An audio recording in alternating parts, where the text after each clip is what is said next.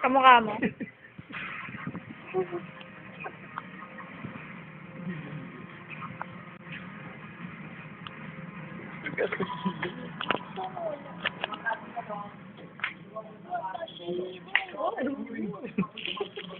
Dito, dali mo na nga yan sa event.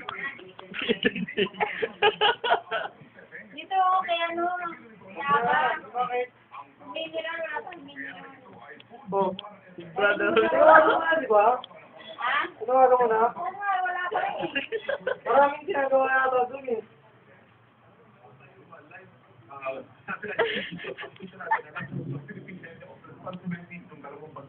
Itong nasa kanan, ito si Kidan, ito tutungo ng norte, Kidan. at ito naman nananatili dito sa dagat sa boundary ng Philippine Area of Responsibility G2 sa bandang Northern Luzon ay si Pepe.